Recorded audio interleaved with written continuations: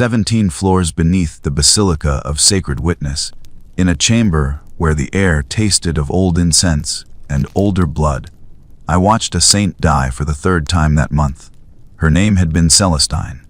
Not the Celestine, but one of 47 women across the sector who bore that designation in the Ministerum's reliquary archives.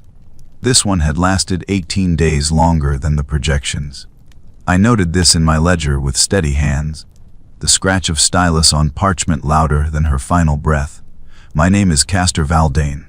I am a Vitae Archivum scribe, 3rd class, assigned to subsection Martyrological of the Ecclesiarchy's Prefecture of Sanctified Records. For 11 years, I have maintained the death counts, the resurrection tallies, the metabolic consumption rates, and the operational duration metrics of the Imperium's most holy weapons, the saints, the blessed, the burning candles of humanity's desperate faith. I have seen miracles. I have cataloged them, cross-referenced them, and filed them in triplicate.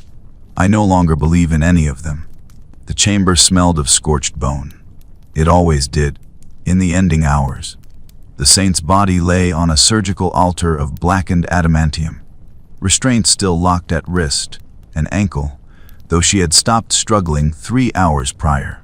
Her flesh bore the familiar patterns of stigmata, those wounds that opened and closed according to no physiological logic. Blood wept from her palms, pooled beneath her feet, traced lines down her ribcage that formed the holy Aquila if you possessed enough faith to see past the infection and necrosis. Her eyes had burned white since the transformation 6 months ago. Now they were milky and dim, the light behind them guttering like a candle in a storm. Senior Archivist Mordred stood beside me, his breathing measured through the rebreather mask we all wore in the lower sanctums. His augmetic left hand held a data slate, stylus moving with mechanical precision. Core temperature, he said. I checked the brass gauge embedded in the wall, its needle trembling in the red zone. 44 degrees. Declining. Psychic emanation register, the circular device to my right, all spinning dials and trembling brass arms, showed readings that would have terrified me once. Now they were merely data. Theta band activity collapsed. Minimal delta resonance. She's almost baseline. Time of cessation. I glanced at the chronometer mounted above the door, its Gothic numerals precise and merciless. 41 minutes into the 13th hour, Mordred made the notation. His stylus did not pause. Cause. This required no instruments, only observation. Cellular cascade failure secondary to unsustainable metabolic demands. The flesh consumed itself to fuel the manifestation. Standard progression. Classification. Type 7 dissolution. Complete structural integrity loss projected within the next 6 to 8 minutes. He nodded. We had seen this before. We would see it again. The saint, this Celestine, had been a sororitas of the Order of the Bloody Rose before her elevation. She had held the line at Cardis Prime when the Greenskins breached the inner walls, fought for 36 hours without rest, and in her final desperate prayer had felt something answer. The reports described golden light, wounds healing in an instant, strength beyond measure flowing through her exhausted limbs. She had risen, burning with faith made manifest, and driven the Xenos back into the dust. The Ecclesiarchy had found her 3 days later, still glowing, still holy, still blessed. They brought her here, to us, to the Prefecture of Sanctified Records, where saints were not worshipped, but measured. I had processed her intake documentation, blood type, genetic markers, psychic resonance baseline, faith quotient assessment, all the mundane details that transformed a miracle into a resource. The Ministerum had given her new armor, blessed bolter, a retinue of witnesses whose sole duty was to observe and record her holiness. They had paraded her through 17 shrine worlds, allowed her to touch the sick and bless the faithful. The faithful had wept. The sick had sometimes even healed. No one told them that every miracle was burning through her reserves. That sainthood was not a gift, but a slow immolation. That we measured her remaining operational lifespan in days, Then hours. The saint's breathing hitched. Her chest rose twice, fell, and did not rise again. Time, Mordred said. 43 minutes into the 13th hour. He recorded it. I added the entry to my own ledger, neat script that would later be transcribed to permanent record. Name, designation, duration of active sainthood measured from first manifestation to final cessation. 184 days. Slightly below average. The data suggested her genetic markers predisposed her to faster consumption. We would note that for future reference. The body began to cool. In an hour, servitors would arrive to transport it to the sacred incinerators. The ashes would be divided, placed in reliquaries, distributed to chapels across the sector. Bone fragments blessed by her touch. Dust sanctified by her sacrifice. The faithful would pray to them, draw strength from them, never knowing that sainthood was just another word for dying in slow motion, while the Imperium extracted every possible ounce of utility from your faith. I had believed once, before I took this position, before I understood what my work actually entailed.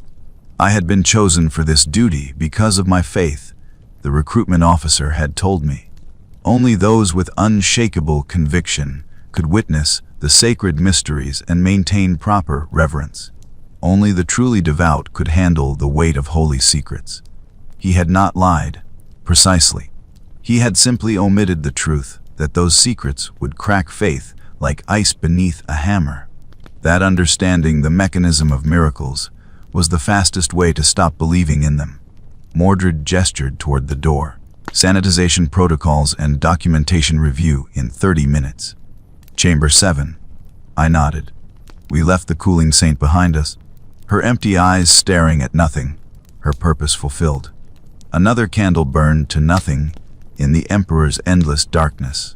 The Prefecture of Sanctified Records occupied 7 subterranean levels beneath the Basilica of Sacred Witness, itself a towering structure of black granite and stained glass that dominated the skyline of Crucis Hive. Above, the faithful prayed. Below, we counted the cost of those prayers. My quarters were a cell 3 meters square, furnished with a cot, a writing desk, and a small shrine niche where I maintained the required devotions. I recited the evening prayers because they were mandatory, not because I expected anyone to hear them. The Emperor, if he heard anything at all from his throne of gold and agony, had more pressing concerns than one scribe's crisis of faith. I knew the official doctrine. The Emperor protects. The Emperor watches over humanity from his golden throne, his psychic might holding back the darkness, his consciousness spread across the galaxy through the Astronomican's holy light. Every prayer strengthens him. Every act of faith feeds his power. Every loyal servant adds to the bulwark against chaos. Beautiful lies, all of them. Or perhaps not lies, but simplifications so profound they became indistinguishable from falsehood. I had read the restricted documents. Clearance level vermilion, available only to those whose duties required comprehension of truths too dangerous for common knowledge. The Emperor did not hear prayers. The Emperor, for all intents that mattered to individual human lives, did not exist as a conscious, aware entity capable of individual attention. The thing that sat upon the golden throne was something else now. A psychic sun. A vast, terrible presence in the warp that responded to belief the way a flame responds to fuel. Not with intention, but with reaction. The saints were not his chosen. They were accidents. Psychic phenomena given shape by desperate faith and the Emperor's reflected power. When a human being prayed hard enough, believed deeply enough, stood at the precipice of death with absolute conviction that the Emperor would save them. Sometimes the warp answered, not with divine intervention, but with the brutal mathematics of psychic resonance. Faith became power. Power became manifestation. Manifestation became sainthood, and sainthood, inevitably, became death. I cleaned my stylus and prepared my ledger for the next day's entries. Somewhere in the prefecture, another saint was being monitored. I would see the reports in the morning. metabolic rates, psychic emanation levels, projected operational duration. All the clinical terms we used to avoid saying that we were watching someone burn to death from the inside while calling it holy. Sleep came slowly in the cell. The stone was cold against my back even through the thin mattress. I stared at the ceiling and wondered, as I often did, if ignorance might have been better. If I should have stayed a simple clerk in the administratum, pushing parchment and never asking questions. But I knew the answer. The Imperium did not offer that choice. Once you saw behind the veil, once you understood the mechanisms by which humanity survived, you could not unsee it. You could only decide whether to serve the machine despite the knowledge, or to reject it and face the consequences. I had chosen to serve, not from faith, but from pragmatism. The Imperium was a rotting edifice held together by lies and desperation, but it was the only edifice preventing humanity's extinction. The saints were not miracles, but they were effective weapons. The faith was false, but it kept trillions of human beings obedient and functional in an uncaring universe. The alternative was chaos. The alternative was annihilation. I served because I understood the truth, and the truth was that nothing else mattered. Morning prayers echoed through the prefecture at exactly 6 bells after midnight, transmitted through vox grilles in every chamber. I rose, washed in cold water from a brass basin, and donned my robes. Black cloth trimmed in white, the colors of the Vitae Archivum. A small Aquila pendant hung at my throat, mandatory rather than devotional. I touched it out of habit, not reverence. The refectory served breakfast at 7 bells. Protein paste reconstituted from corpse starch, flavored with synthetic nutrients and stamped with the seal of the munitorum. It tasted like ash and salt. I ate it mechanically, spooning the gray sludge into my mouth while reviewing my daily assignment slate. 3 new intakes scheduled for processing. 2 deaths to document and file. 1 resurrection event to observe and catalog. A standard day. The resurrection was scheduled for 9 bells in Sanctum 4. I finished my meal, cleaned my utensils, and made my way through the stone corridors. The prefecture never truly slept. Archivists and scribes moved through the passages at all hours, carrying ledgers and data slates, murmuring prayers that had become as reflexive as breathing. We were the keepers of uncomfortable truths, and we wore our piety like armor against the weight of what we knew. Sanctum 4 was smaller than the chamber where yesterday's Celestine had expired. This one was reserved for lesser manifestations, saints of the 3rd or 4th rank, whose operational utility was deemed moderate rather than critical. The air here smelled of ozone and something sweeter, like burning flowers. Psychic residue, the tech priests claimed. The scent of the warp bleeding through. The saint's name was Marcus Trell. He had been a preacher on a forge world, spreading the emperor's word among the manufactorum workers, until a heretic cult had tried to assassinate him. The records indicated he had survived 3 shots to the chest, risen glowing with holy light, and burned the heretics to ash with nothing but his voice. Classic Type 3 manifestation. Vocal-focused psychic channeling with moderate thermal output. He had died 2 days ago when his vocal cords finally disintegrated from the strain. His body had been placed in the sanctum's resurrection chamber, a coffin-sized box of blessed steel studded with purity seals and psychoconductive coils. The theory, developed over centuries of trial and error, was that sufficient faith energy could sometimes restart a saint's manifestation even after clinical death. The success rate was approximately 34%, but when it worked, it bought the Imperium another few weeks of utility from the resource. Senior Archivist Mordred stood beside the chamber, accompanied by 3 tech priests whose augmetics whirred and clicked as they monitored various instruments. A Ministorum priestess in crimson robes clutched a tome of liturgy, her lips moving in constant prayer. This was considered essential to the process. The faith had to be present, had to be poured into the chamber like fuel into an engine. Valdane, Mordred acknowledged me with a nod. Begin standard observation protocols. I took my position at the monitoring station, a desk covered in brass gauges and parchment rolls. The chronometer read 4 minutes past 9 bells. I noted the time. The tech priests activated the resurrection chamber's systems, and the coils began to glow with a sickly amber light. The priestess raised her voice, chanting prayers to the Emperor. The words washed over me without impact. I had heard them 10,000 times. They spoke of resurrection and eternal life, of the Emperor's power to restore his faithful servants, of miracles and grace and divine intervention. They did not speak of psychic manipulation, of warp energy being channeled through faith into a corpse, of the desperate gamble that enough belief might restart processes that had no right to function. The gauges began to move. Psychic emanation registered first, a spike on the delta band that made the needles tremble. Core temperature followed, rising from ambient to 30 degrees, 35, 40. The body inside the chamber was warming.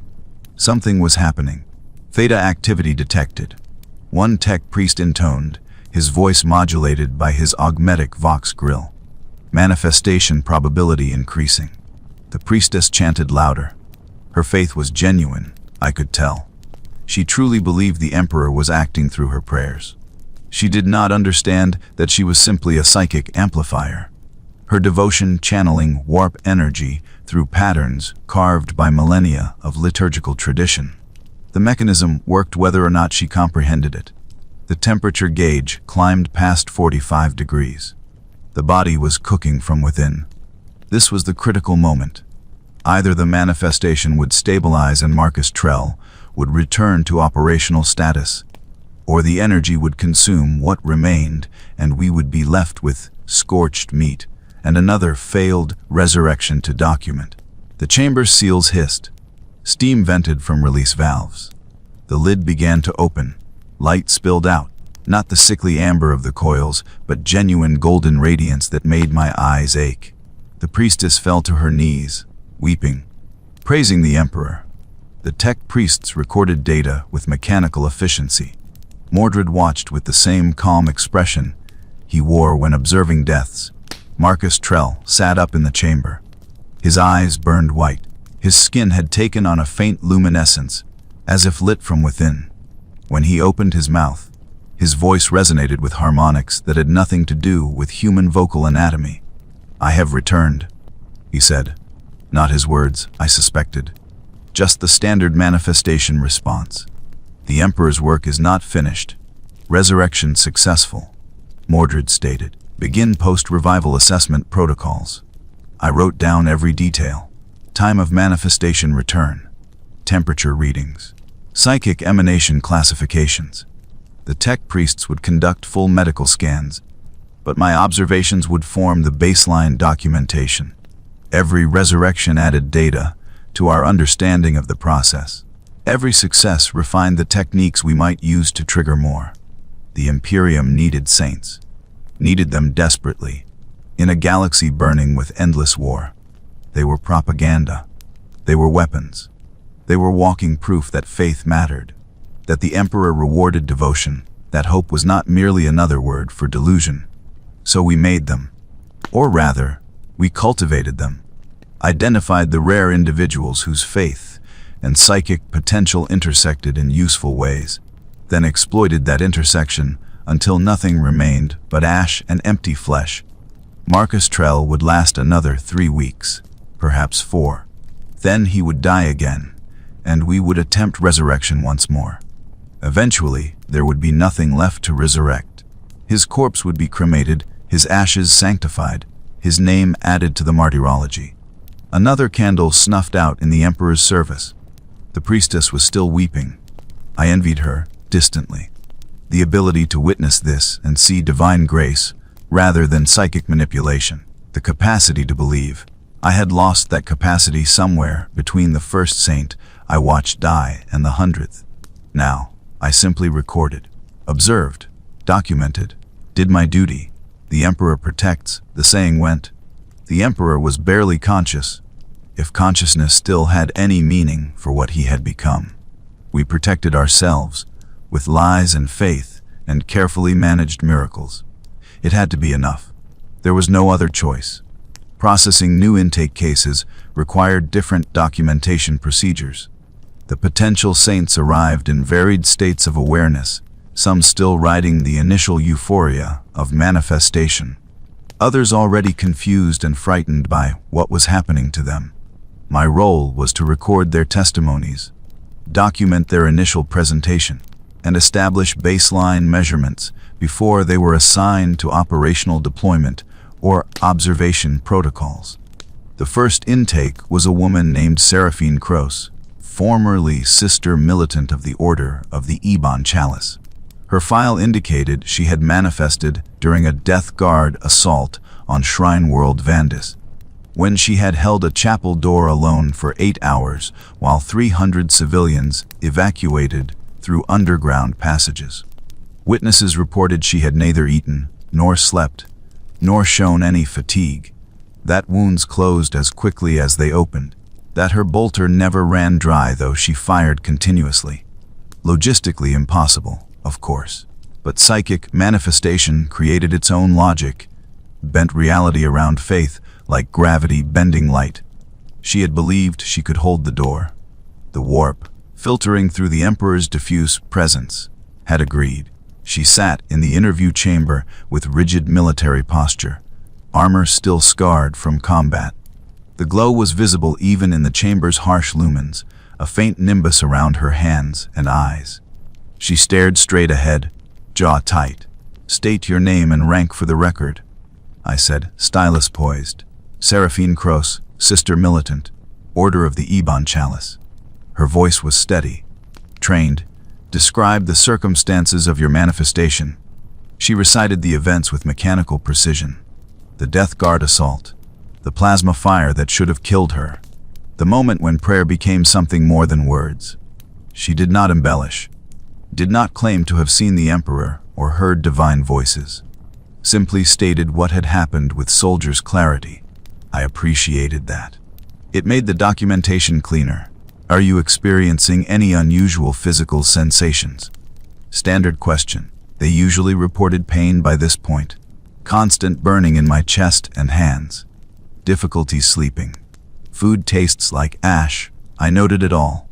Classic early-stage symptoms. The metabolic acceleration was already beginning. Her body was consuming itself to maintain the manifestation. We could supplement with nutrient infusions, delay the progression somewhat, but the end was inevitable. 6 months if she was lucky, 3 if she was not. "Do you understand why you have been brought to this facility?" "To serve the Emperor in whatever capacity he requires." The answer was rote, catechism perfect. "Do you understand the nature of your manifestation?" She hesitated. This was where their indoctrination usually clashed with emerging awareness. "I have been blessed. I am a living saint. You are experiencing a psychic phenomenon triggered by extreme faith and emotional duress," I said, voice flat. This was not cruelty, merely honesty. They deserved that much. Your body is channeling warp energy through patterns established by your belief in the Emperor. The manifestation will continue until your physical form can no longer sustain the strain. We estimate your operational duration at between 90 and 200 days. Her face went pale. The glow around her hands brightened, responding to emotional distress. "You're saying I'm going to die?" "Yes, but the Imperium will derive significant utility from your manifestation before that occurs. You will save lives. You will inspire faith. Your sacrifice will matter." The words tasted like lies, but they were technically true. Her death would matter in the aggregate, in the cold calculations of Imperial resource management. One saint could hold a line long enough for evacuation, could turn a losing battle into a stalemate, could provide the propaganda victory that kept a sub-sector's morale from collapsing into defeatist heresy. It simply would not matter to her because she would be dead. Seraphine Cross stared at me. Her hands trembled. "The Emperor protects. The Emperor is largely non-responsive," I said. You are protecting yourself through mechanisms you do not fully control. We will help you maximize your operational effectiveness. We will ensure your sacrifice achieves optimal strategic value. That is what we do here." She stood abruptly, chair scraping against stone. "You're lying. You're a heretic. The Emperor chose me. I felt his presence. I felt his love. You felt psychic resonance with a vast warp presence that was once the Emperor of mankind and is now something categorically different. Your faith shaped that resonance into a form your mind could process. The experience was real. The interpretation is incorrect. No." She backed toward the door. "No, I won't listen to this. I am blessed. I am holy. I am his chosen." The guards posted outside the chamber moved to intercept her. She did not fight them. The training went too deep.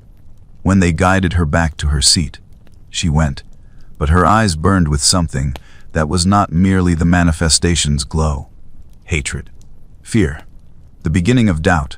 I had seen it before. Some accepted the truth quickly, became resigned to their fate. Others clung to faith even as it burned them alive. A few went mad, the cognitive dissonance, shattering their minds before the manifestation could consume their bodies. It did not matter which path Seraphine Cross chose. The outcome was identical. "You are dismissed," I told her. "Report to Sanctum 6 for medical assessment and baseline scan protocols. You will be assigned to operational deployment within 72 hours." She left without another word. The guards escorted her out. I completed my notes, filed the initial assessment, moved to the next intake. By the time I finished processing all 3 new cases, it was past the 13th hour. My hand ached from writing. The chamber's recycled air tasted stale and metallic. I had documented 2 more dying saints, added 2 more names to the rolls of those who would burn bright and brief for the Imperium's benefit. I left the interview chambers and walked through the prefecture's corridors. Past stone walls carved with prayers I no longer believed and Aquila symbols that had become mere decoration. Other archivists passed me, nodded, continued their own duties. We were all complicit, all participants in the machinery of faith extraction and miracle manufacturing. The question I never asked aloud, the one that gnawed at me during the long, dark hours before sleep, was whether this was necessary evil or simply evil. If the Imperium required lies to survive, did that justify the lying? If humanity needed false hope to avoid succumbing to despair, was manufacturing that hope a moral act? I did not have answers. I only had duty and the certain knowledge that my personal crisis of faith was irrelevant to the Imperium's continued function. So I documented, I observed, I filed reports. I watched saints die and be resurrected and die again. I served the machine because the machine, for all its cruelty and deception, was preferable to the alternatives. That had to be enough. There was no other choice. The weeks blurred together in the prefecture. Time moved in cycles of death and resurrection, intake and cessation, documentation and filing. I saw Marcus Trell die his second death, watched the resurrection chamber fail to revive him a third time, documented his final cremation with the same steady hand I use for all such records. Seraphine Cross was deployed to a war zone on Tertius Prime, where reports indicated she held a fortress gate against a chaos incursion for 3 days before her body finally collapsed. The faithful called it martyrdom. I called it metabolic cascade failure. 17 new saints were processed through the prefecture during that month. 4 resurrections succeeded. 11 failed. The statistics remained consistent with historical averages. I stopped counting how many I had seen die. The numbers became abstract after a while, just data points in an endless ledger. The faces blurred together. The names meant nothing. They were resources, weapons, fuel for the Imperium's fire. I told myself I had become numb to it, that the constant exposure had stripped away whatever capacity for horror I once possessed. But numbness was a lie I used to maintain function, and I was too familiar with lies by then to believe my own. The truth was simpler and worse. I still felt everything. I simply had no choice but to continue regardless of what I felt. That was the real horror of the Prefecture. Not what we did to the saints, but what it did to those of us who documented their suffering. We became complicit, not through belief, but through resignation. We served the machine because stopping meant confronting the fact that everything we had done was monstrous, and confronting that truth would shatter whatever remained of our ability to function. So we did not confront it. We documented. We filed. We served. The alternative was madness, and the Imperium had no use for mad scribes. It was the 17th hour on a day I no longer bothered naming when Mordred summoned me to his office. The senior archivist's quarters were slightly larger than standard cells, furnished with a heavy desk and walls lined with sealed document cases. A single candle burned beside a small Aquila shrine. He gestured me to sit. "Valdane, I have reviewed your recent work. Your documentation remains exemplary." His augmetic hand clicked softly as he sorted through parchment. "You have processed 87 intake cases this year, observed 114 deaths, filed documentation on 41 resurrection attempts. Your accuracy rate is 99.6%. I waited. Mordred did not summon subordinates to deliver praise. "I am elevating you to second class. VT Archivum status, effective immediately.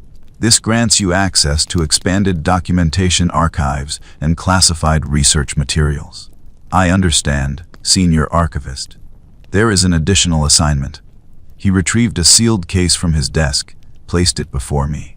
Red wax seal, stamped with the inquisitorial rosette. "You will document a special case. Project designation Ophelia. Clearance level Obsidian." My hands remained steady as I took the case, but something cold moved through my chest. Obsidian clearance meant inquisitorial involvement. Meant whatever was in this case was dangerous enough to require multiple layers of secrecy. "What is the nature of the assignment?" "A saint has gone rogue." The words hung in the air between us. Saints did not go rogue. They burned themselves out or were deployed until cessation. They were weapons, tools, resources. They did not possess sufficient autonomy to deviate from assigned function. "Explain." Mordred's expression remained neutral, but I saw the slight tightening around his eyes. "The subject is designated Saint Ophelia Incarnate, former Dialogus of the Order of the Sacred Word, manifested during a demonic incursion on Cardinal World Septimian. Standard Type 9 manifestation, multiple psychic expressions including precognition, telepathy, and localized reality alteration. Operational duration estimated at 8 to 12 months. When did she manifest? 14 months ago. I stared at him. 14 months exceeded maximum observed duration for Type 9 manifestations by at least 40%. The energy requirements alone should have consumed her. Impossible. The data is verified. Moreover, her manifestation is not degrading. If anything, it is intensifying. She has refused all deployment orders, abandoned her assigned post. As of 8 days ago, she disappeared from inquisitorial observation entirely. Where is she now? Unknown. The Inquisition has deployed assets to locate and retrieve her. Your assignment is to review all documentation regarding her case, identify potential explanations for the deviation, and prepare contingency documentation for whatever outcome emerges. I broke the seal on the case. Inside was a data slate loaded with files, and beneath it, a hololithic picked capture. The woman in the image had dark hair, severe features, eyes that burned with white light. She wore power armor painted in white and gold, clutched a chainsword wreathed in flames. Behind her, the blurred shapes of what might have been people or ghosts or something in between. Saint Ophelia Incarnate looked directly at the pick capture lens, even through the static image, even filtered through recording equipment. Something about her gaze made me uncomfortable. It was not the blank ecstasy of most saints. It was focused, aware, intelligent. "What happened?" I asked. She started asking questions. about the nature of her manifestation, about where the power originated, about the truth behind the Emperor's condition. Mordred's voice remained flat, but I heard the weight beneath the words. She was assigned a Ministorum handler to reinforce proper doctrine. She killed him, burned him to ash with a word. Then she walked out of the facility where she was being observed and vanished. I looked at the image again, at those burning eyes. She knows, I said quietly. We suspect she does. The question is what she will do with that knowledge. A rogue saint is a significant threat, not merely to operational security, but to the entire faith-based control structure. If she begins spreading her understanding to the wider Imperium, if she uses her manifestation to validate that truth, the consequences could be catastrophic. I understood. It was one thing for a scribe to know the truth, locked away in subterranean archives. It was another entirely for a saint, a walking miracle, to stand before the faithful and tell them their prayers were answered only by accident and mathematics, that the Emperor did not hear them. That sainthood was slow suicide.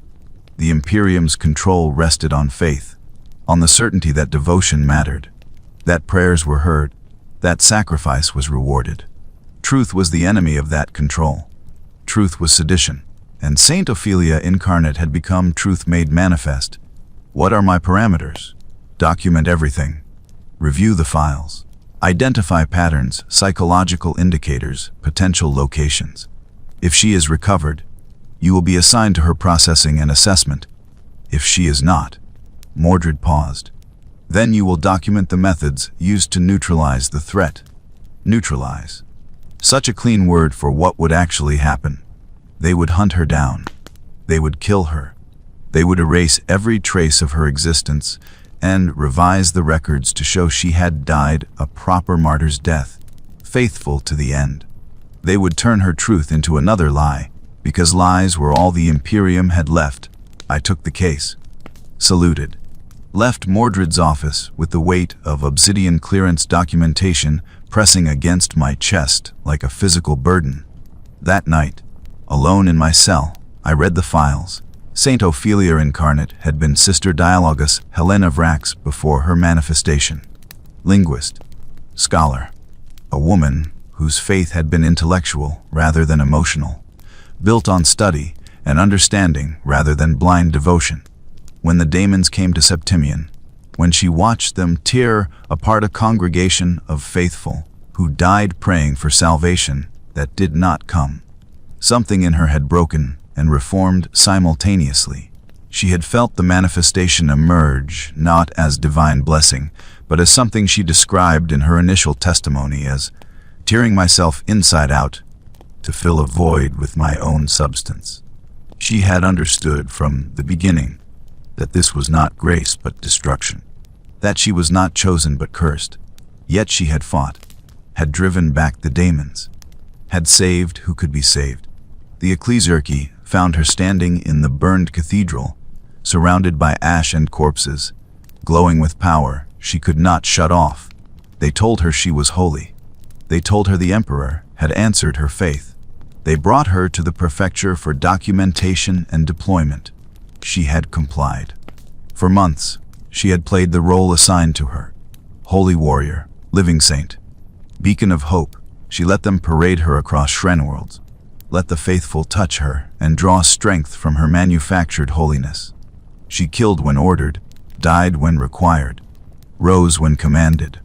But she kept asking questions, kept probing at the inconsistencies, the gaps in official doctrine, the places where the lie showed through. The Ministorum tried to redirect her curiosity, assigned her more handlers, increased observation protocols. She started reading the restricted texts, found ways past the documentation security, learned what I had learned, what every archivist in the prefecture knew, and tried not to think about. The Emperor was dead, or near enough that the distinction no longer mattered. The thing on the golden throne was not conscious, not aware, not capable of hearing individual prayers or granting individual blessings. Saints were not chosen. They were accidents. Miracles were psychic phenomena, wearing religious interpretation like a mask. Everything the Imperium taught about faith was a carefully maintained control mechanism. A necessary one, perhaps, but a lie regardless. Sister Dialogus Helena Vrax, who had spent her life studying truth through language and text, found herself transformed into a living lie, a walking contradiction of everything she had believed. The breaking point came during a deployment to Fortress World Cardis. She was assigned to inspire a regiment preparing for a suicide assault against Chaos positions. Standard procedure: one saint, one speech. Boost morale before the meat goes into the grinder. She stood before 3,000 soldiers and told them the truth instead. The recording was included in the files. I watched it on the data slate's grainy picked feed. Ophelia, burning with white light, standing on a makeshift stage before ranks of guardsmen. Her voice clear and carrying, amplified by psychic resonance. You are going to die tomorrow. Not because the Emperor wills it. Not because your sacrifice serves some grand divine plan. You are going to die because the strategic calculus requires this position be taken, and the cost of your lives is deemed acceptable. Silence in the ranks. Officers frozen, unsure whether to intervene. I am not holy. I am dying. The power you see is my flesh consuming itself, burning down to ash so that the Imperium can extract every possible moment of utility before I am spent. This is not a blessing. This is not grace. This is the price of believing lies so deeply that reality bends to accommodate them. The officers moved then, reaching for weapons, shouting orders. Too slow. Ophelia raised one burning hand. I am not your enemy. I am what you would become if you understood what you truly are. We are all fuel. All of us. Burning ourselves alive to keep the Imperium's corpse animated one more day. The recording ended there. Someone had cut the feed, though the report indicated she had continued speaking for another 7 minutes before departing without resistance. The regiment had been deployed as planned. 82% casualties. The survivors reported confusion, despair, a collapse of unit cohesion that exceeded statistical norms. 3 officers had shot themselves rather than give the final assault order. Operational disaster. Catastrophic morale impact. Exactly what the Inquisition feared would happen if truth spread unchecked. I read through the subsequent reports. Ophelia's movements after Cardis. Appearances on 3 more worlds, always speaking to crowds, always spreading her understanding. The Ecclesiarchy tried to suppress the accounts, but word traveled faster than their censors could work. Rumors spread. A saint who denied her own holiness. A miracle that called itself a lie. Stories that made the faithful question, doubt, hesitate in their devotions. The Inquisition issued termination orders after the 3rd incident. Deployed assets to capture or kill. She evaded them. The reports suggested she possessed precognitive abilities that allowed her to anticipate pursuit. Or perhaps she simply understood Imperial doctrine well enough to predict their tactics. The last confirmed sighting was on Shrine World Ophelia v. Secro, the world whose name she had taken. She had stood in the cathedral of the Emperor Ascendant and spoken for 8 hours to anyone who would listen. Told them everything. The nature of the warp, the truth of psychic phenomena, the Emperor's condition, the mechanism by which saints were created and exploited. Then she had walked into the cathedral's inner sanctum, past guards who reported they physically could not raise weapons against her, and vanished into the restricted archives. That was 8 days ago. No trace since then. I closed the files, sat in darkness. The data slate's glow, the only light in my cell. Saint Ophelia Incarnate was doing what I had never possessed the courage to do. She was speaking truth to an Imperium built on lies, using the very manifestation meant to reinforce faith as a weapon to dismantle it. The question was whether that made her mad, or the sanest person in the entire prefecture. I knew what I was supposed to think. She was a threat, a rogue element that had to be neutralized before she damaged Imperial cohesion beyond repair. The faith was necessary. The lies were necessary. Truth, in this case, was the greater evil, because it would shatter the mechanisms keeping humanity functional. But lying in my cell, staring at the ceiling, I could not quite force myself to believe it. Ophelia had asked the same questions I had asked 11 years ago when I first took this position. The difference was that she had the power to demand answers and the courage to reject the ones she received. I did not know if I admired her or pitied her. Perhaps both. Sleep would not come. I rose, lit a candle at my shrine niche, knelt in the position of prayer. The motions were automatic, carved into muscle memory by years of required devotions. I mouthed the words without thinking about them. The Emperor protects. The Emperor watches. The Emperor guides. Lies. All lies. Or at least simplifications so profound they became lies. But perhaps that did not matter. Perhaps the function of prayer was never about divine response. Perhaps it was about maintaining psychological stability in an unstable universe. Perhaps self-deception was a survival trait humanity had evolved, because the alternative was staring into the void and going mad. The candle flame flickered. I watched it burn, wax melting down the taper, consuming itself to produce light. Not unlike a saint. Not unlike all of us, really. We burned ourselves alive for the Imperium, justified it with whatever stories we needed to maintain function, and pretended the light mattered more than the ash. Morning prayers sounded at 6 bells. I rose, dressed, joined the other archivists in the refectory, ate my corpse starch paste, reviewed my assignments for the day. 2 deaths to document, 1 intake to process. Standard duties that would have seemed mundane if I had not spent the night reading about a saint who rejected her own holiness.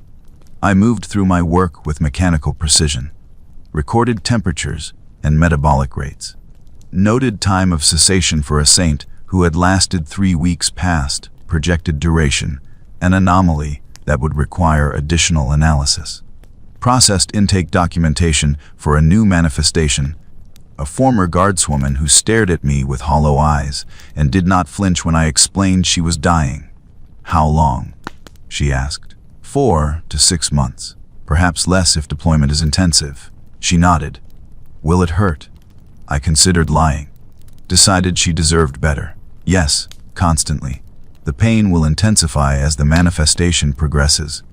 We can provide analgesics, but they reduce operational effectiveness. Most choose to endure it. Most. 73% refuse pain management. They consider the suffering proof of devotion." She laughed, a bitter sound. "We're all mad, aren't we? The entire Imperium, mad with faith, perhaps. But madness is preferable to extinction." "Is it?" She met my eyes. "Are you sure?" I had no answer for that. Finished my documentation. Sent her to medical assessment. Moved to my next assignment, but the question lingered. "Are you sure?" I had been sure once, or thought I was. Now I was beginning to understand that certainty was just another lie I told myself to maintain function. 3 days passed. Standard duties. Deaths, resurrections, intake processing. The prefecture continued its endless work, transforming faith into power and power into ash. I reviewed the Ophelia files each night, searching for patterns, psychological indicators, anything that might help the Inquisition locate her. I told myself this was duty, that finding her served the Imperium's needs. That personal doubt was irrelevant to professional responsibility. But I was a poor liar, and I could not quite convince myself. On the 4th day, Mordred summoned me again. "I have located Saint Ophelia." His voice carried no inflection. "She has taken sanctuary in the Cathedral of the Martyred Witness on Tarsus Prime. Inquisitor, Cade is en route with termination assets. You are assigned to observation and documentation duties." My throat felt tight. "When do I depart?" "Immediately.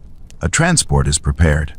You will accompany the inquisitorial team, document the operation, ensure proper filing of all materials related to her termination." Termination. Not capture. Not rehabilitation. They were going to kill her, and I was going to watch and take notes. "I understand, Senior Archivist." Valdane. Mordred's expression shifted slightly, the closest I had ever seen him come to emotion. This is not a simple assignment. Saint Ophelia is highly dangerous, not because of her combat capabilities, but because of what she represents. A truth that cannot be allowed to spread. You will be exposed to her rhetoric, to her arguments. You must maintain proper perspective. I serve the Imperium faithfully. Yes. But faith is a complicated thing, is it not?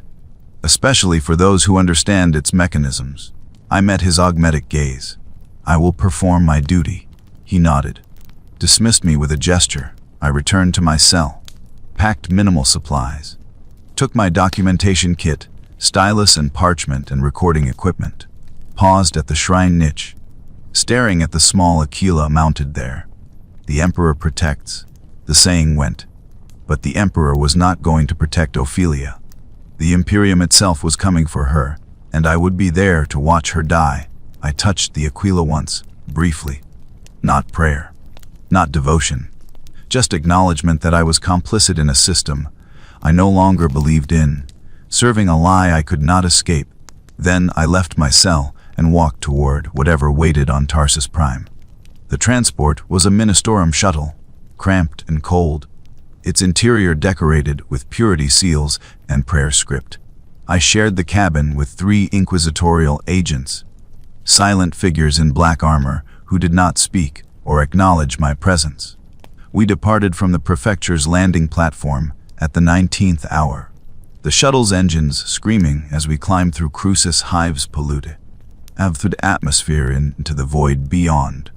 I had never left the Prefecture before. 11 years of service, and I had spent every day in those subterranean chambers, documenting miracles I did not believe in. Now I was traveling to watch one die. The void journey took 6 days, measured by the ship's chronometer, though time felt distorted in the warp transit. I spent the hours reviewing the Ophelia files again, memorizing every detail, trying to understand the woman I would soon watch murdered. Sister Dialogus Helena Vrax had been 42 years old when she manifested, not young by Imperial standards, certainly not by the standards of most saints. She had served the Order of the Sacred Word for 23 years, translating ancient texts, documenting lost dialects, preserving humanity's linguistic heritage. Her evaluations indicated exceptional intelligence, strong analytical capacity, but also a tendency toward questioning authority that her superiors had noted with concern. Sister Helena displays admirable dedication to truth-seeking, but must be reminded that some truths serve the Emperor best when left unspoken. The notation was from 18 years prior, written by an abbess whose name had been redacted. They had known, even then, she possessed the temperament that would make her dangerous if given power. But the Imperium could not predict manifestations, could not choose who would burn bright with psychic potential. Helena Vrax became Saint Ophelia despite her unsuitable nature, not because of careful selection. And now the Imperium would correct its mistake. The shuttle broke from the warp 6 hours from Tarsus Prime. I watched through the viewport as the world resolved into focus, a gray sphere wrapped in industrial smog and orbital traffic. Cathedral World, the designation read, one of 3,000 shrine worlds across the Imperium, dedicated to faith and martyrdom and the endless liturgies that kept humanity's terrified masses functional. Saint Ophelia had chosen her ground well. On a cathedral world, she could speak to crowds of faithful, could use her manifestation to validate her truth-telling, could undermine everything the Imperium taught.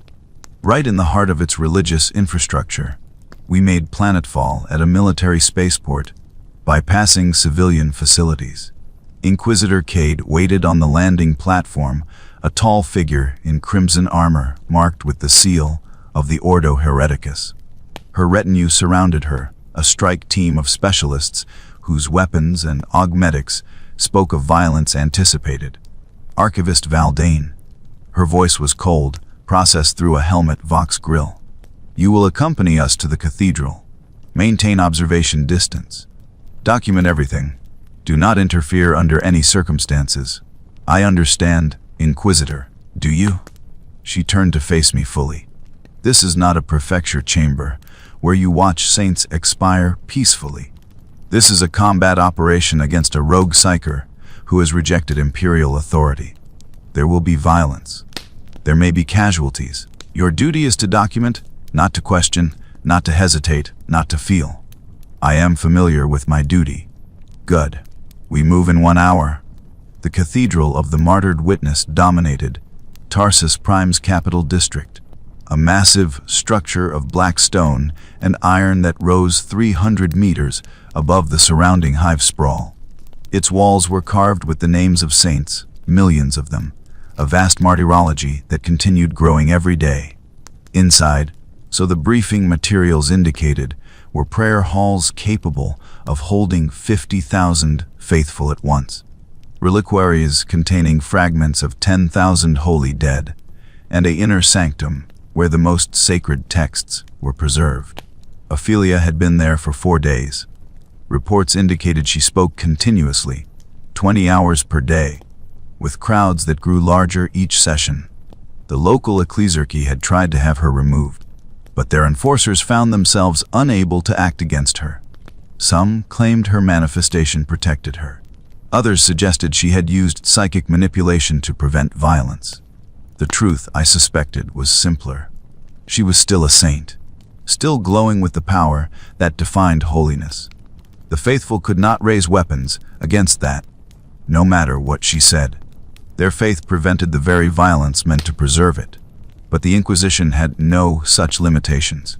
We approached the cathedral in armored transports, moving through streets packed with pilgrims and penitents. The crowds parted before us, sensing the authority and threat carried by inquisitorial presence. I sat in the transport's cargo bay, surrounded by armed agents, clutching my documentation kit like a talisman against what was coming. The transports stopped at the cathedral's northern entrance, a massive gate of blessed adamantium. Inquisitor Cade's retinue deployed with military precision, establishing perimeter positions and security protocols. She gestured me forward. Stay behind the primary assault team. Observe from the sanctuary entrance. Record everything. I nodded, followed the agents through the gate into the cathedral's outer halls. The interior was vast and dark, lit by 10,000 candles whose flames cast wreathing shadows across stone walls. The air smelled of incense and old faith, that particular combination of smoke and desperation that defined Imperial worship. Prayer script covered every surface, benedictions and catechisms and liturgies forming a text so dense it became abstract, meaning dissolved into pure decoration. We moved through empty halls toward the central sanctuary. The usual throngs of faithful were absent, cleared by advance teams or perhaps by Ophelia herself. Only silence remained, and the echo of our boots on stone. The sanctuary doors stood open. Beyond them, I saw light, not the flickering orange of candles, but pure white radiance that spilled through the doorway like liquid. The kind of light that came from manifestation, from faith made manifest, from a human body burning itself to fuel impossible power. Inquisitor Cade raised one gauntleted fist, halting the team. She turned to face me. Final reminder, Archivist. Document. Do not intervene. No matter what you see or hear. Understood. She drew her plasma pistol, gesturing the strike team forward. I followed at a distance, stylus in hand, parchment ready, every sense heightened by adrenaline and dread. We entered the sanctuary. Saint Ophelia Incarnate stood at the altar, a figure wreathed in white fire. She wore simple robes rather than armor, her dark hair unbound, her eyes burning with that terrible white light I had seen in hundreds of saints. But unlike the others, unlike every manifestation I had documented, she did not seem diminished, did not look like a candle burning down. She stood straight and strong, radiating power that filled the vast sanctuary with presence. Around her, arranged in concentric rings, sat perhaps 3,000 people, pilgrims, faithful, citizens who had come to hear her speak. They did not flee at the Inquisition's arrival, simply sat, watching, waiting. Ophelia smiled when she saw us. Not triumph, not fear, just acknowledgement. Inquisitor Cade, she said, her voice carrying without amplification. I have been expecting you. Saint Ophelia Incarnate, you are charged with heresy, sedition, and corruption of Imperial faith. Surrender immediately. Or what? You will kill me. Ophelia spread her arms. I am already dead, Inquisitor, dying. Have been since the moment this manifestation began. You would simply accelerate the process. Your crimes cannot be tolerated. My crimes. Ophelia laughed, and the sound was not mad but deeply sad. I have committed only one crime. I told the truth. To these people, and thousands of others. Told them what you already know. What every archivist in the Prefecture knows. What the Inquisition knows. What the High Lords know. The lie at the heart of the Imperium. Silence. Why? Because truth is dangerous. Because the faithful cannot bear to understand. Ophelia turned her burning gaze to the assembled crowd. They think I am here to destroy your faith. They are wrong. I am here to give you something worth believing in. Cade's plasma pistol began to glow, building charge. Final warning. The Emperor does not hear your prayers, Ophelia said, ignoring the weapon.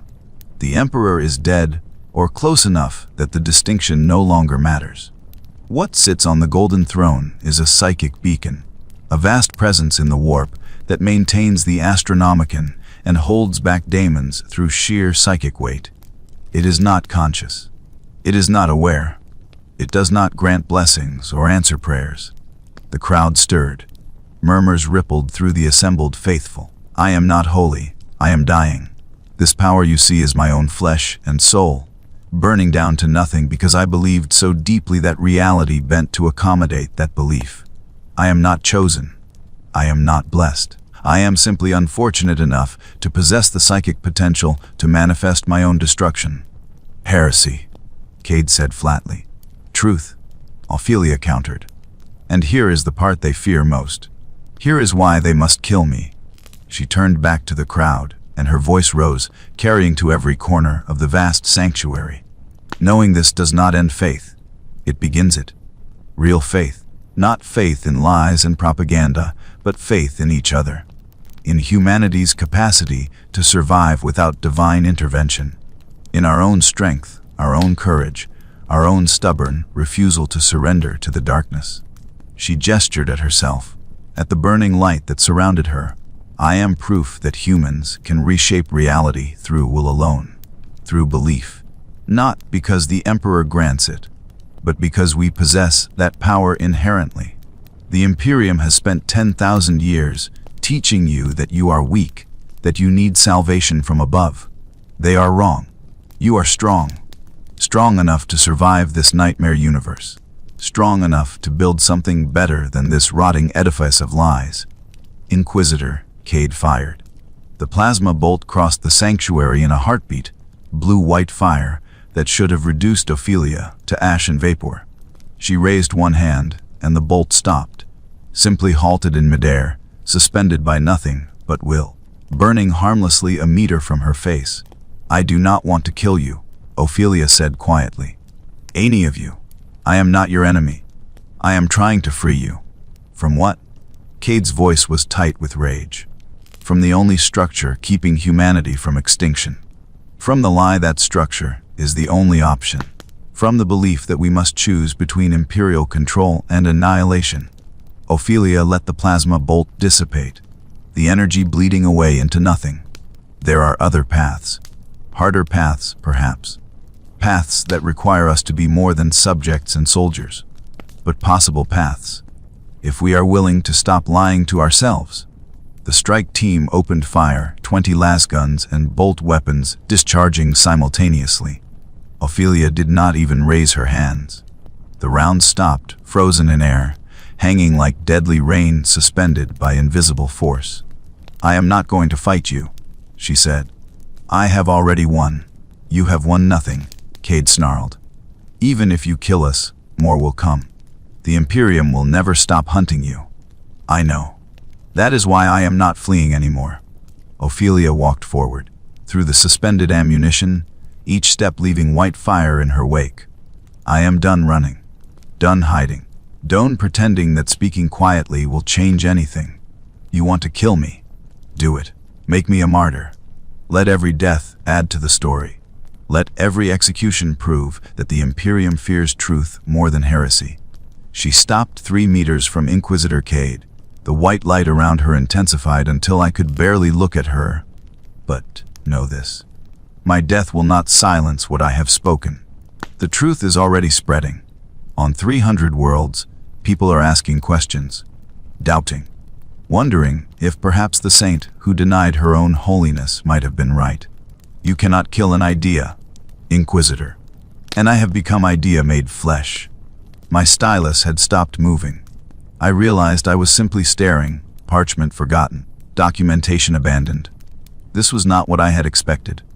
Not a madwoman or heretic consumed by chaos.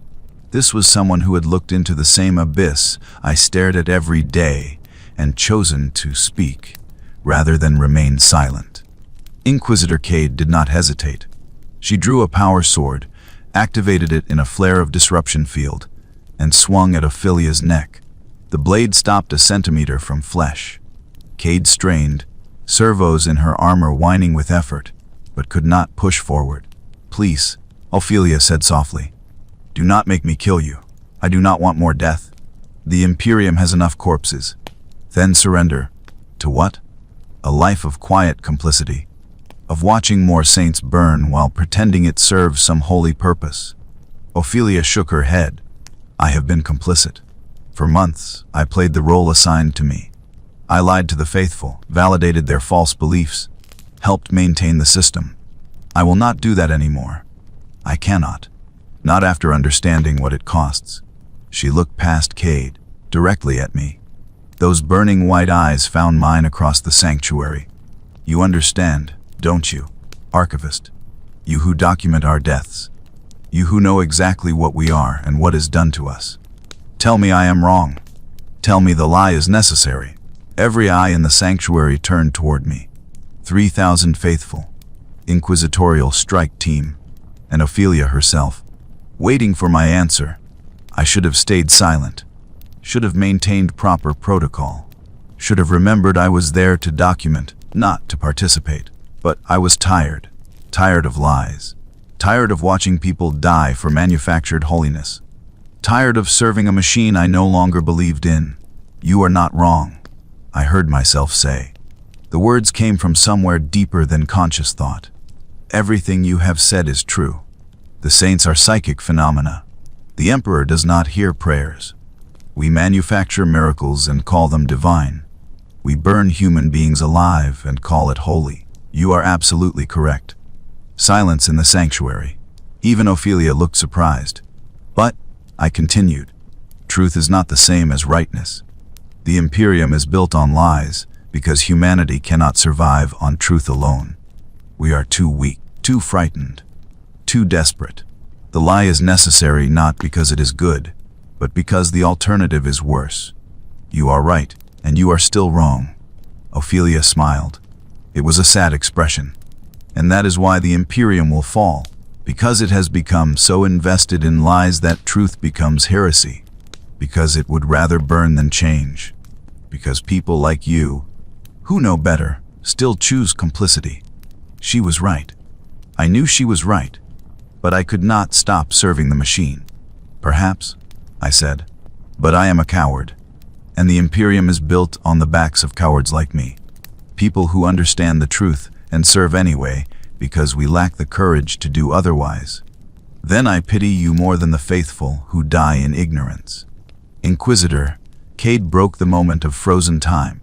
She grabbed something from her belt, a cylinder marked with inquisitorial seals, and threw it at Ophelia's feet. Null field grenade, she said. Enjoy your truth, heretic. The device detonated in a pulse of reality-stabilizing energy. Blank technology, priceless and rare, designed to suppress psychic phenomena within a localized field. The white light around Ophelia flickered, dimmed, began to collapse. She fell to her knees, gasping. The manifestation was trying to sustain itself, burning harder to compensate.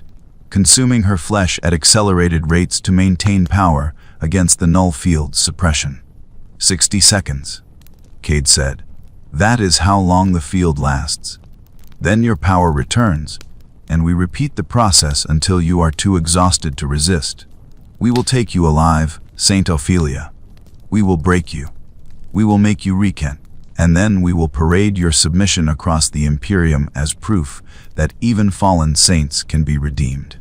Ophelia looked up at her. Blood ran from her nose, her eyes, stigmata opening across her skin as the manifestation tore at her from within. You cannot break what is already broken, she whispered. Then she closed her eyes and stopped fighting the null field. I understood what she was doing a second before it happened. She was not resisting the suppression. She was surrendering to it, letting it cut her off from the warp completely, severing the connection that sustained her manifestation. Without that connection, the power had nowhere to go. It turned inward, consuming itself in a cascade of psychic collapse. Ophelia Incarnate burned from the inside out. Not the slow burn of standard manifestation degradation, but instant and total immolation. Her body became light, became fire, became ash in the space of 3 seconds. The flesh simply ceased to exist, replaced by radiance that filled the sanctuary. The null field ended. The light persisted, not from active manifestation, but from residual energy, the last echoes of a soul that had chosen oblivion over submission. Where Ophelia had knelt, only ash remained, and carved in that ash, as if written with her final breath, were words in Gothic script. Truth cannot die. It can only be delayed. The sanctuary was absolutely silent. 3,000 faithful stared at the ash. The inquisitorial strike team stood frozen. Even Cade seemed momentarily at a loss. I walked forward, past the agents, past the Inquisitor, across the sanctuary floor to where Ophelia had been. My hands moved automatically, retrieving my documentation kit, preparing to record what I had witnessed. But when I knelt beside the ash, stylus ready, I found I could not write, because documenting this would be complicity on a level I could not accept. Writing down what had happened, filing it in the Prefecture's archives, allowing it to be sanitized and revised into another martyrdom story, would complete the lie Ophelia had died to expose. I looked up at Inquisitor Cade. I cannot document this.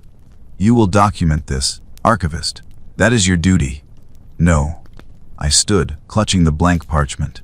My duty was to serve the truth, even when that truth was uncomfortable. Saint Ophelia was right, about all of it, and I will not help you erase her. Cade's plasma pistol rose, aimed at my chest. Then you are as much a heretic as she was. Perhaps. The shot never came. One of the faithful in the crowd stood, then another, then 100, then all 3,000. They did not attack, simply stood, forming a wall of bodies between Cade and me. "Nof death," one of them said. "We have seen enough." The Inquisitor looked at her strike team, clearly calculating odds. 20 armed agents against 3,000 unarmed civilians. Easily winnable, if you were willing to massacre everyone in the sanctuary. But Tarsus Prime was a cathedral world. Killing 3,000 faithful in their own sanctuary would have consequences that even the Inquisition could not suppress. Cade lowered her weapon. "You have made your choice, Archivist Valdane. The Imperium will not forget." "I am aware." She gestured to her team. They withdrew in good order, leaving me alone in the sanctuary with 3,000 witnesses and the ash of a saint who had died for truth. I knelt beside Ophelia's remains, touched the ash gently. It was still warm. "I am sorry," I whispered. "I should have had your courage, but I had not. I had served the lie for 11 years, watched hundreds of saints die, documented every death with steady hands and empty faith. I had been complicit in the machine that consumed human beings and called it holy. I could not undo that, could not bring back the dead, could not unmake my choices, but I could refuse to make the same choice again. I stood, addressed the crowd that still surrounded me. "My name is Castor Valdane. I am, or was, a vita archivum scribe in the Prefecture of Sanctified Records. For 11 years, I have documented the deaths of saints. I have watched them burn. I have counted the days of their suffering. I have filed reports that transformed agony into statistics and called it service. My voice was steady. The words came without planning, pulled from somewhere deep. Saint Ophelia told you the truth. Everything she said was accurate. The Emperor does not hear prayers. Saints are psychic phenomena, not divine blessings.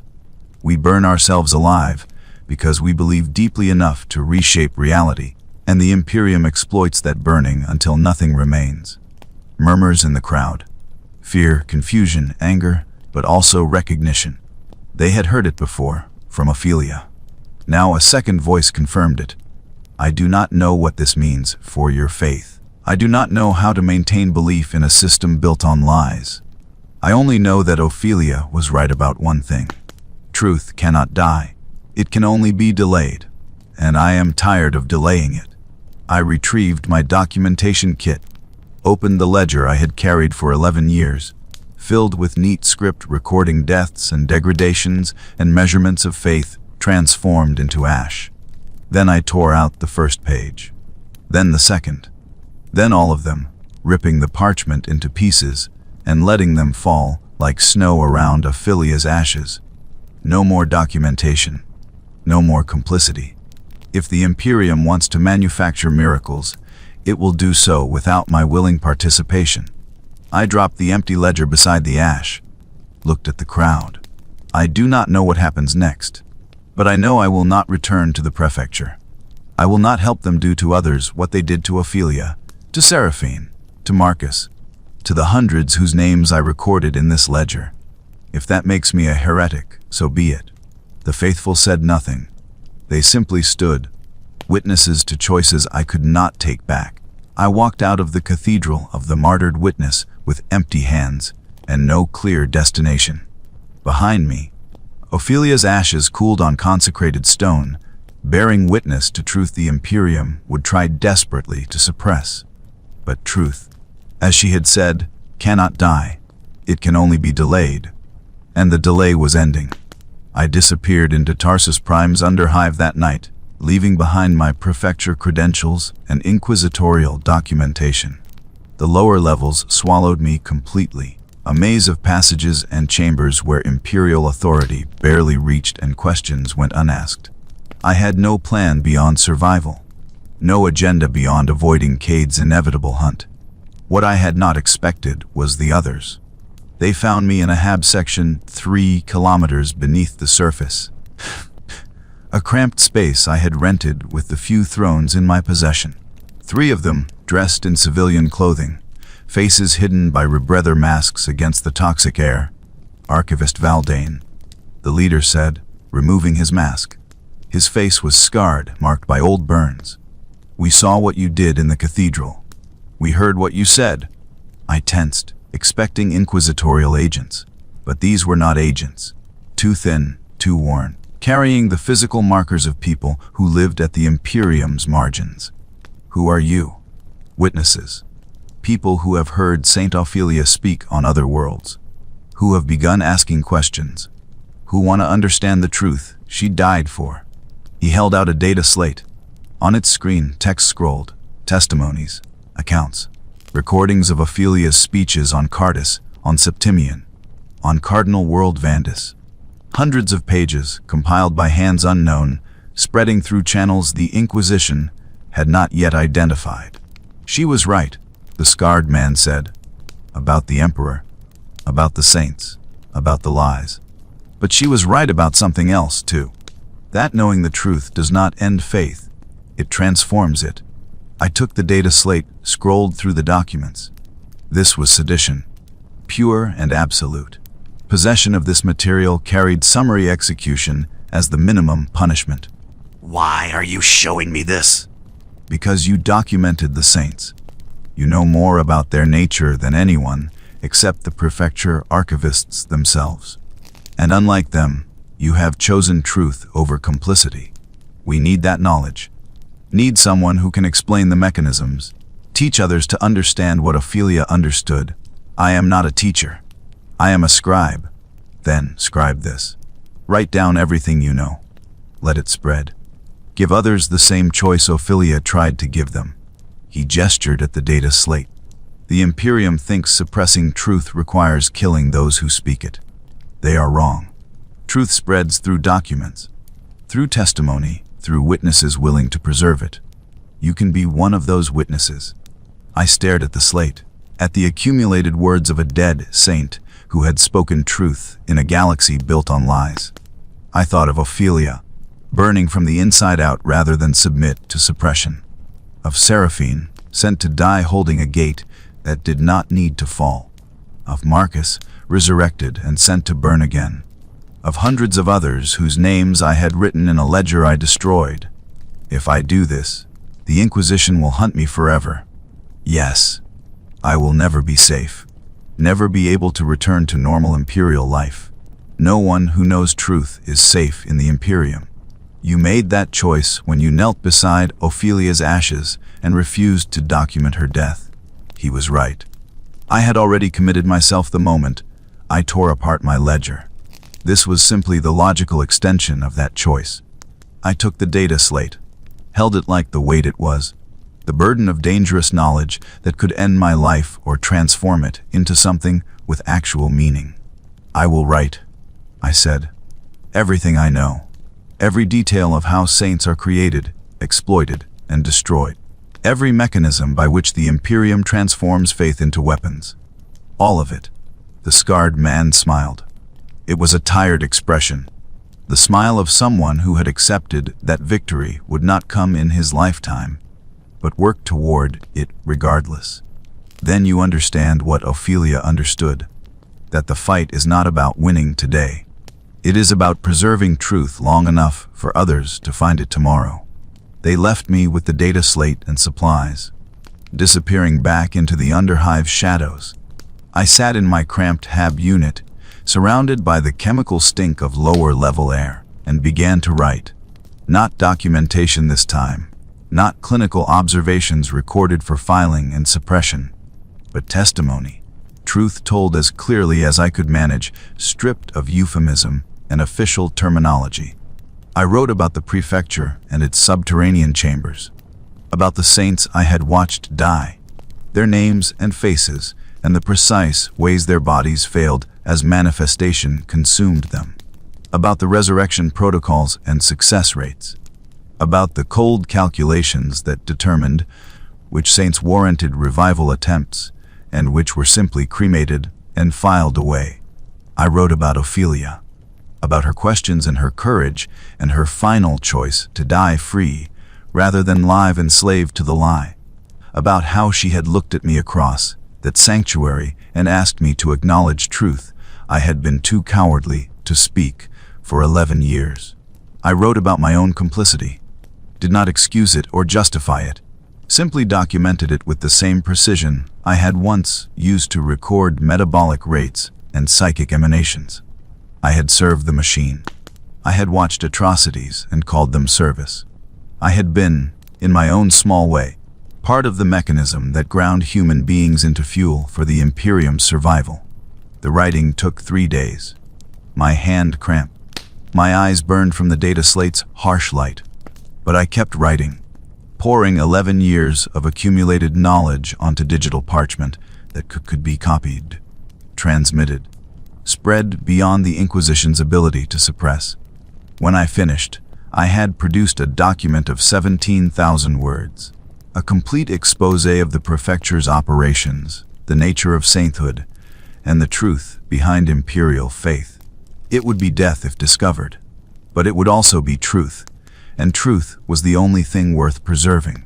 I transmitted it to the contact codes the scarred man had provided, watched the data upload into whatever network existed beneath the Imperium's notice. Then I wiped the slate and prepared to move again. Staying in one location too long was suicide, but before I left the hab unit, I performed one final act. I carved words into the metal wall with a stylus, scratching Gothic letters deep enough to remain after I was gone. Saint Ophelia spoke truth. The Emperor does not hear prayers. We save ourselves, or we do not survive. Pass it on. Small rebellion. Meaningless in the grand scale. But Ophelia had been right about one thing.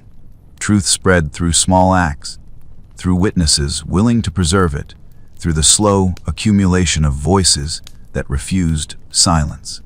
I left the Hab unit and disappeared into the Underhive's depths. Behind me, the words remained, waiting for someone to read them and choose whether to believe. Weeks became months. I moved through Tarsus Prime's lower levels, staying ahead of inquisitorial sweeps, surviving on charity and desperation. Others found me, bringing stories of Ophelia's words spreading across sectors. The Ecclesiarchy was conducting purges, executing anyone caught with seditious materials. The Inquisition had declared a priority investigation, assigning dozens of agents to hunt down the source of heretical testimony. They were hunting me, hunting the document I had written, trying to contain truth before it metastasized into something they could not control. But truth does not die. It spreads. It mutates. It finds cracks in suppression and flows through them like water through stone. I heard reports of other archivists abandoning the prefecture, of priests beginning to question doctrine, of soldiers refusing deployment to suicidal battles, citing Ophelia's revelation that their sacrifice served logistics rather than divinity. Small cracks in the Imperium's monolithic control, tiny fissures that might, over centuries, become something larger, or they might be crushed, suppressed, erased like Ophelia's name would eventually be erased from official records. The Imperium had survived 10,000 years through brutal efficiency at eliminating threats. A few scattered heretics and one dead saint were unlikely to topple that edifice. But possibility existed, and possibility was more than I had possessed in the prefecture's depths. Watching saints die, and recording their passing with empty faith. 6 months after Tarsus Prime, I received a message through the underground networks. A gathering was planned on Cardinal World Ophelia Vasivu, at the cathedral where the saint had made her last stand before vanishing into archives. Witnesses, believers, people who wanted to honor her memory and preserve her truth. It was almost certainly a trap. The Inquisition would be watching. Kate herself might be there, waiting to complete her hunt. I went anyway. The journey took weeks, traveling on merchant ships and pilgrim transports, staying anonymous in crowds of faithful who still believed the official lies. I watched them pray, saw their devotion and desperate hope, and wondered what they would do if they understood the truth. Would they shatter like I had shattered? Or would they find strength in Ophelia's message, that humanity could survive on its own power rather than imaginary divine protection? I did not know, could not predict, could only witness and document, and hope that truth, once spoken, would find purchase in minds capable of accepting it. Ophelia Vasivu's cathedral rose from the planet's surface like a black knife cutting into gray sky. I approached at the 19th hour, when shadows pooled thick in the districts surrounding the massive structure. Others moved through those shadows, figures in dark clothing who converged on the cathedral's side entrance with obvious purpose. Inside, the cathedral was dark except for a single candle, burning at the altar where Ophelia had once stood. Perhaps 200 people gathered in the pews, speaking in quiet voices, sharing stories and testimonies. Some I recognized from Tarsus Prime. Others were strangers, drawn by the spreading word. No one had organized this. No central authority had issued orders. The gathering had emerged spontaneously, people finding each other through whispered networks and shared understanding. That, more than anything, gave me hope. This was not a movement that could be killed by destroying leadership. It was decentralized, organic, growing through individual choice rather than coordinated action. Exactly what the Imperium feared most. I took a seat in a rear pew, watching the others. They ranged from young to old, civilian and former military. People who had lost faith in official doctrine, but not in humanity's capacity for survival.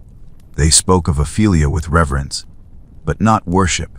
She was symbol rather than savior, proof that truth could be spoken, even in a galaxy built on lies. A woman approached the altar, stood in the candlelight. Her voice was quiet, but carried in the vast space. "I am Miriam Tharos, former sister hospitaller of the Order of the Bleeding Heart. I served for 23 years, tending the faithful, performing the Emperor's work." Then I heard Saint Ophelia speak, and everything I believed collapsed. She paused, gathering herself. I thought losing faith would destroy me, that without the Emperor's presence, I would become empty. But Ophelia taught me otherwise. She showed me that faith should be in ourselves, in our capacity to care for each other without divine mandate. So I continue serving, continue healing. But I do it for humanity's sake, not the Emperor's glory. And that faith is stronger than anything the Ecclesiarchy ever taught me. Others stood, shared their stories. A former Munitorum clerk who had started falsifying records to protect soldiers from suicidal deployments. A tech priest who had abandoned Mars to bring truth to Forge worlds. A guardswoman who had refused an order to execute civilians suspected of harboring heretics, then deserted rather than face punishment. Small rebellions, individual choices, the beginning of something that might, over centuries, transform the Imperium into something less horrifying, or get them all killed within weeks. Both possibilities existed simultaneously. When the testimonies ended, the woman who had spoken first gestured toward a small reliquary beside the altar. Inside, visible through crystal, was a handful of ash. We recovered this from the Cathedral of the Martyred Witness, Saint Ophelia's remains. Not to worship, but to remember, to keep her truth alive. The ash glowed faintly in the candlelight, perhaps residual psychic energy, slowly dissipating over months. Perhaps just imagination, the human tendency to see meaning in random patterns. Either way, it served as reminder of what Ophelia had sacrificed. I stood, walked to the altar. The gathered faithful watched as I reached the reliquary and placed my hand against the crystal. My name is Castor Valdane. I documented Saint Ophelia's death, or rather, I witnessed it and refused to document it properly. I was a coward for 11 years, watching saints burn and calling it service. Ophelia taught me that complicity is a choice, that we can choose differently, regardless of cost. I turned to face the crowd. The Imperium will hunt us. The Inquisition will try to eliminate what we are building. Many of us will die, perhaps all of us. But truth cannot die, only be delayed. And I am done delaying. They were silent. Then one stood, then another, until all 200 were on their feet. Not applause, not celebration, just acknowledgement that we were committed to the same path, regardless of where it led. The gathering dispersed at midnight, people vanishing back into Ophelia the Eye's shadows to continue their small rebellions. I remained in the cathedral, standing beside the reliquary, staring at the ash of a saint who had chosen truth over survival. "I do not know if you can hear me," I said quietly. "I do not believe in consciousness after death, any more than I believe in the Emperor's divine awareness. But if some fragment remains, know this. Your death mattered. Your truth is spreading, and I will spend whatever time I have left ensuring it continues spreading." The ash gave no answer. I expected none. But standing there, in the dark cathedral, I felt something I had not felt in 11 years of prefecture service. Purpose, not the hollow purpose of duty and obligation, but real purpose. The kind that came from choosing action that mattered, even when that action guaranteed suffering. I left the cathedral at dawn, stepped into Ophelia Viri's gray morning light, and began walking. No destination, no plan, simply movement, continuing existence, carrying truth forward one day at a time. Behind me, the cathedral stood silent. Inside, ash cooled in crystal. Around me, the Imperium ground forward, consuming lives and calling it necessary. And ahead, somewhere in the galaxy's endless darkness, other people made the same choice Ophelia and I had made. To speak truth, to refuse complicity, to believe that humanity could survive on something other than lies. The Imperium called this heresy, called us traitors and threats to be eliminated. Perhaps they were right. Perhaps we were naive fools who would accomplish nothing except our own destruction. But Ophelia had believed differently, had believed that truth, once spoken, could not be unspoken, that witnessing atrocity and refusing to accept it was the beginning of change. No matter how glacial or incomplete, I chose to believe she was right. Not because I had faith, but because the alternative was returning to the Prefecture's depths, watching more saints burn, documenting more deaths with steady hands and empty purpose. I had been complicit for 11 years. I would not be complicit anymore. That was not redemption. Redemption was impossible for what I had done, for the deaths I had documented and enabled. But it was choice, and choice. In a galaxy that tried to eliminate all choice, except obedience or death, was the closest thing to freedom that remained. I walked into the morning. Somewhere behind me, in archives and data vaults and hidden networks, my testimony spread. The truth about saints and manifestation and the Imperium's lies, copied and transmitted and preserved by people whose names I would never know. Truth cannot die, Ophelia had written in ash. She was right. It could only be delayed. And the delay was ending, one witness at a time, across a galaxy burning with lies that no longer held their old power. The Imperium would fight this, would purge and kill and suppress with all its terrible efficiency. But the words were already spoken. The understanding was already spreading, and once truth had been given voice, silence became impossible. I walked forward into whatever came next, carrying Ophelia's legacy with every step. Not divine, not blessed, not holy, just human. Flawed and frightened, and choosing to act anyway. Because that was what Ophelia had taught me, in the moment before she burned herself to nothing rather than submit. That being human was enough. That our own strength, our own courage, our own stubborn refusal to surrender was sufficient to face the darkness without needing lies to make us feel safe. The Emperor did not protect us. We protected ourselves, and perhaps, in some distant future, I would never see, that truth would be foundation enough to build something better than the Imperium's nightmare of faith and exploitation. Or perhaps not. Perhaps we would all die, and the Imperium would grind forward unchanged, consuming lives for 10,000 more years until entropy finally claimed it. Either way, I had made my choice. I would bear witness. I would speak truth. I would refuse complicity. For as long as I survived, and through whatever I left behind when I fell, because that was what it meant to honor Saint Ophelia Incarnate. Not worship, not faith, not divine reverence, just the simple, human act of refusing to lie, even when lies were easier, even when truth carried a death sentence, even when the galaxy itself seemed built to punish honesty and reward deception. I walked forward. The morning grew lighter. And somewhere across the Imperium, in prefecture chambers I would never see again, another saint was burning. Another scribe was documenting their death with steady hands. Another witness was choosing whether to remain silent or speak truth that could not be unspoken. The cycle continued. The machine ground forward. But now, scattered through its mechanisms, were fractures. Tiny cracks where truth had seeped through. And cracks, given time, could grow, could spread, could, eventually, shatter even the most monolithic structure.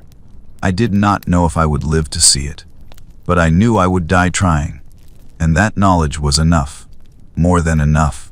It was purpose, real purpose, the kind that came from choosing truth over comfort, courage over complicity, hope over despair. Ophelia had given that gift to everyone who heard her speak. The gift of understanding that we were stronger than the lies designed to control us.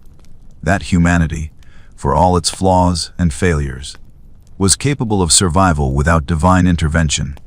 That the Emperor, whatever he had once been, was no longer needed. We could save ourselves, or we could die trying. But either way, We would do it as free humans, rather than enslaved faithful. That was the truth Saint Ophelia Incarnate had died to speak. That was the truth I would live to preserve. For however long survival remained possible, and when survival ended, the truth would continue without me, carried by others who had made the same choice, spoken in whispers that would become voices, that would become a roar the Imperium could not silence. Truth cannot die. It can only be delayed, and the delay was ending, one saint at a time, one witness at a time, one choice at a time, across a galaxy burning with 10,000 years of accumulated lies. The fire was spreading, and nothing the Imperium did could stop it now. I walked into the light, carrying that knowledge like armor against what was coming. The hunt would continue. The purges would intensify. The Inquisition would kill thousands to suppress what Ophelia had started. But they could not kill truth itself, and truth, once freed, would burn brighter than any saint, brighter than faith, brighter than lies, bright enough to illuminate the darkness the Imperium had built to hide what it had become. And in that light, perhaps, humanity would finally see itself clearly, would see what it had sacrificed in the name of survival, would see what it might become if it chose differently. I did not know if that future was possible, but I knew it was worth fighting for, worth dying for, worth everything Ophelia had given, and everything I would give in turn. The morning continued. The galaxy turned. The Imperium ground forward, and I walked, carrying truth that would not die, could not die, no matter how many witnesses fell, because truth is not held by individuals. Truth is held by humanity itself, and humanity, for all its weakness, has never surrendered. Not in 10,000 years of darkness, not while a single voice remained to speak.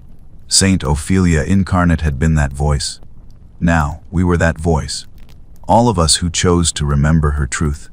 All of us who refused to forget. All of us who looked at the Imperium's lies and said simply, clearly, without apology or hesitation, no more. We will not be complicit. We will not remain silent.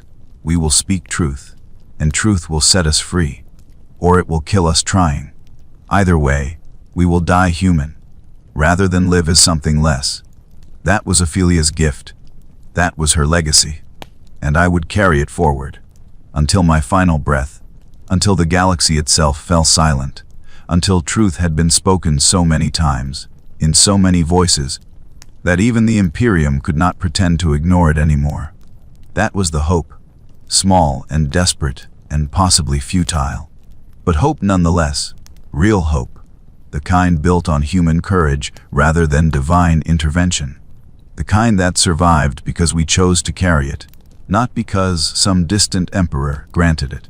I walked forward into the rest of my life, however long or short that might be, carrying Ophelia's truth, bearing witness, refusing complicity, choosing humanity over the machine, and knowing, with absolute certainty, that I was finally doing something worth the cost. The Imperium would call me heretic, traitor, threat to be eliminated, but I knew what I was. I was witness, I was truth speaker, I was human, and that was enough.